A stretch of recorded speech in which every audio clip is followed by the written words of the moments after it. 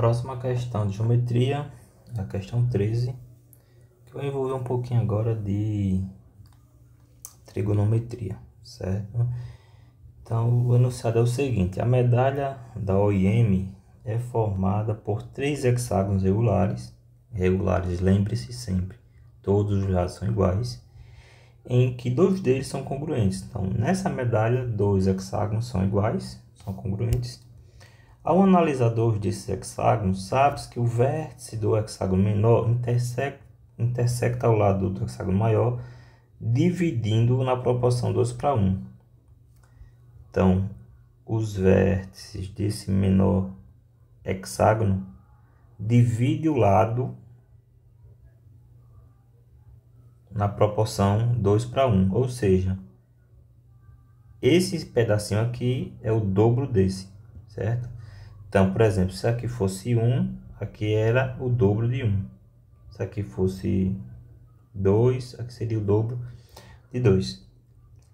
Supondo que a medida do lado do hexágono maior seja 5, determine a medida do menor lado do hexágono, né? Então, a gente tem as seguintes informações. Tem que este lado mede 5. Temos também que esse vértice divide esse lado na proporção 2:1. E queremos encontrar o lado desse menor hexágono. Então, para isso, a gente tem que ter em mente a lei dos cossenos, certo? Então, só recapitulando um pouco aqui, quando a gente tem um triângulo retângulo, eu não tenho aqui nas minhas figuras, mas quando a gente tem um triângulo retângulo,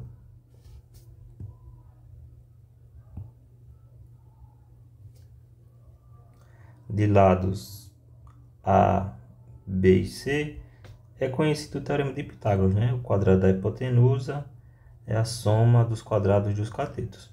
Então, essa relação ela só é válida quando o triângulo é retângulo. Quando eu não tenho triângulos que são retângulos, tem uma relação mais geral. Por exemplo, se eu tiver um triângulo de lados quaisquer, deixa eu fazer aqui. Vamos desenhar aqui, vou fazer aqui embaixo. Lados quaisquer.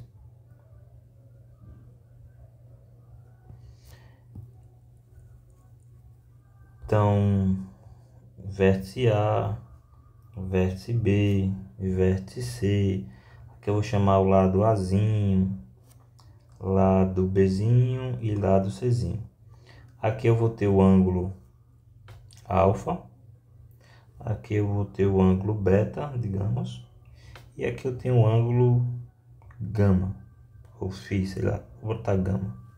Então, quando a gente tem triângulos quaisquer, a gente consegue estabelecer a medida de um lado dependendo da medida dos outros 2 lados e do cosseno entre esses 2 lados, certo? Então, que relação seria essa? Digamos que eu queira calcular o lado B,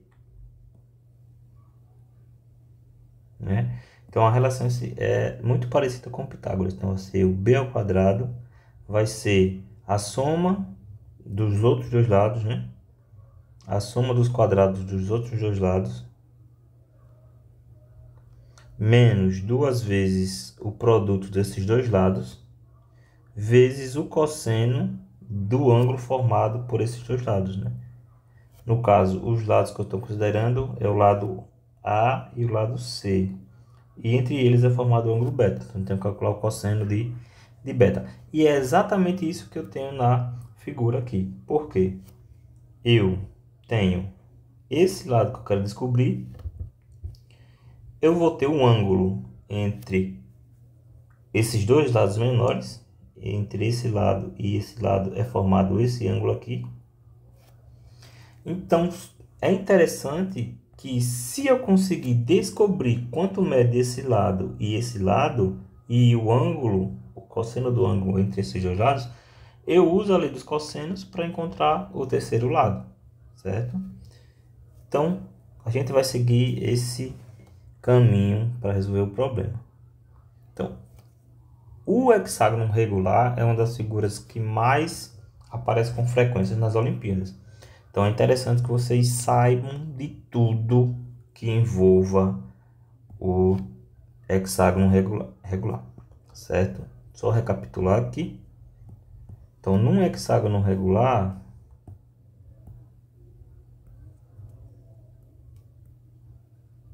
todos os lados são iguais. E, além disso, a gente consegue dividir ele em 6 triângulos equiláteros, certo? Isso ajuda muito em problemas de Olimpíada, muito mesmo. Você saber subdividir o hexágono em triângulos equiláteros. E como no triângulo equilátero os ângulos internos é de 60, o ângulo interno de um hexágono regular vai se medir quanto? 120 graus. Então, eu já sei que aqui vai medir 120 graus. Deixa eu colocar. Vou colocar aqui. Então, o ângulo interno de um hexágono regular mede 120, né? Aqui também seria 120, né? Não importa o tamanho dele, é sempre 120. Então, é interessante que se saiba isso. E outras formas que dá para a gente dividir o hexágono, não faz parte da questão, mas eu vou comentar aqui brevemente. Que dá para a gente dividir ele em triângulos isósceles, né? Ó.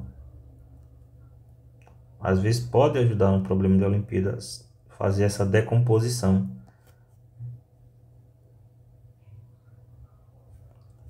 E aí eu tenho 3 triângulos isósceles e aqui no meio formou um triângulo equilátero, né? Eu ainda posso pensar o centro do hexágono e ainda continuar essa subdivisão em triângulos isósceles, né? Assim. Opa! Ficou mal feito, mas enfim, entenderam? Então veja aqui que eu tenho 6 triângulos isósceles. Então é bom estar sempre atento a essas decomposições, saber a área de um triângulo equilátero, porque a área do hexágono vai ser 6 vezes a área desse triângulo equilátero, certo? Por exemplo, se o lado for L, qual é a área de um hexágono regular em função de L, certo? Então, vou deixar isso aí como exercício para vocês pensarem. Isso aí aparece muito em Olimpíada no nível 3. Já conheci essas fórmulas no Enem também, para não estar perdendo tempo. E eu já fiz algumas vezes em algumas aulas com vocês. Então, vamos lá. Então, o primeiro passo é a gente conseguir encontrar quanto mede cada lado desse triângulo aqui, né? Deste triângulo menorzinho. Então, eu vou dar nome aos segmentos. Eu vou dizer que aqui, que o lado do hexágono maior, que eu sei que é 5, então aqui eu vou chamar de A e aqui eu vou chamar de B. E eu sei o seguinte, que esse ponto divide o lado maior na proporção 2 para 1. Então,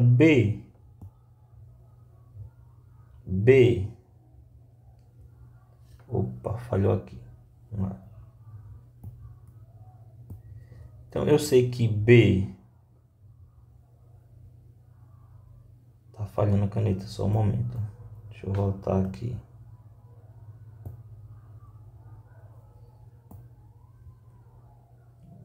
Voltou.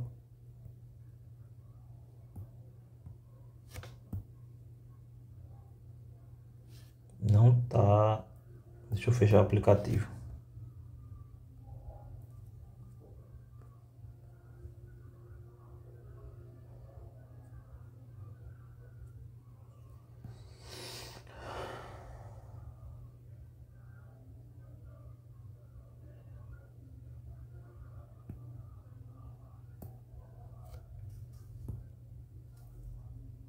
Vamos ver se funciona agora. Então, eu sei que B dividido para A está na razão 2 para 1. Isso me diz o seguinte, que B é o dobro de A, fazendo a multiplicação cruzada. Além disso, eu sei que o lado maior do hexágono maior mede 5, ou seja, A mais B mede 5. Com essas informações eu consigo descobrir quem é o A e quem é o B, porque a gente agora acabou de obter um sistema de equações. Então, substituindo uma equação na outra, a gente vai ter o seguinte, que A mais B, só que o B é 2A, é igual a 5. Isso implica que o 3A é igual a 5, logo o A é 5 terços. Voltando na equação que o B depende do A, o B é o dobro do A. Logo, se o A é 5 terços, o B é 10 terços. E aí eu tenho os dois segmentos do meu triângulo em questão, né? Eu sei quem é o A e quem é o B. Logo, isso aqui é o B e esse daqui vai ser o A também. Então, deixa eu desenhar esse triângulo menorzinho aqui. Seria assim, né? Opa, não.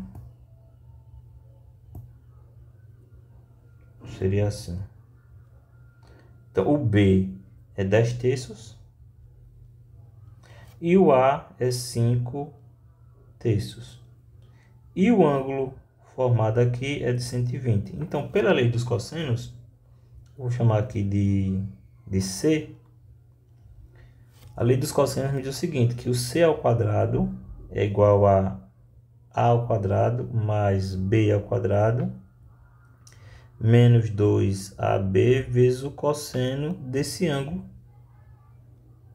Deixa eu colocar ângulo alfa. E o alfa é 120 graus. Então, o A pode ser qualquer um desses dois lados. Pode ser isso ou isso, mas eu vou escolher o primeiro aqui. Então, vai ficar 10 terços ao quadrado mais 5 terços ao quadrado menos 2 vezes 10 terços vezes 5 terços vezes o cosseno de 120 graus.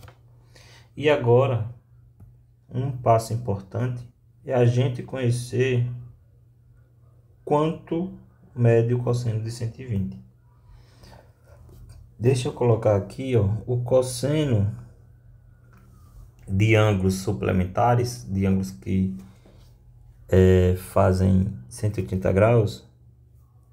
Digamos que eu tenha aqui alfa mais beta é 180. Então, beta é 180 menos alfa. Então, o cosseno de beta é menos o cosseno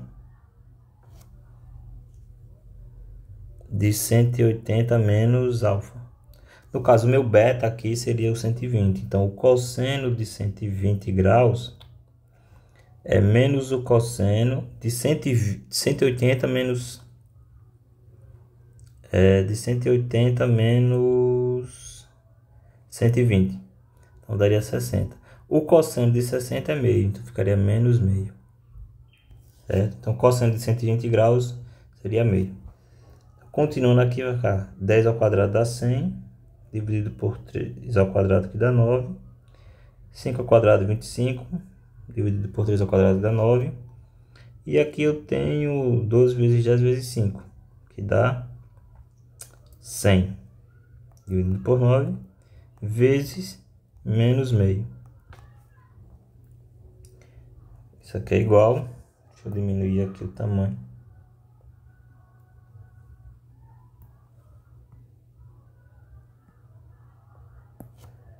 Isso aqui vai ser igual a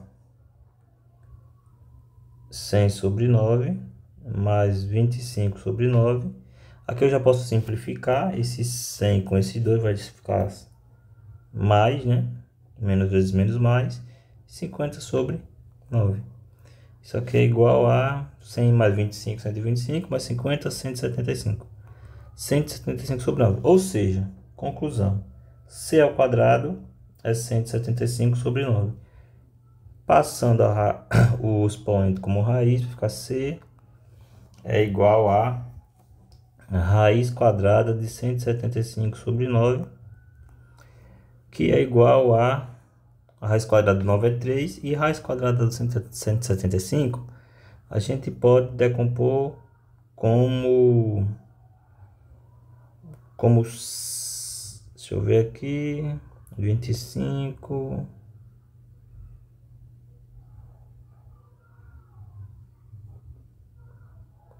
25 vai ficar assim: 7 vezes 25, certo? Aí a raiz quadrada do 25 é 5, e o 7 não tem raiz, fica assim. Então, o lado C é 5 raiz de 7 sobre 3, que é a alternativa A.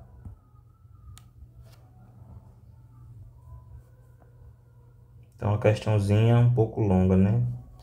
Sistema de equações, cosseno de ângulos complementares, lei dos cossenos. Então, é um tópicozinho de trigonometria que vai um pouquinho além do que vocês conhecem na trigonometria no triângulo retângulo. Então, até a próxima questão.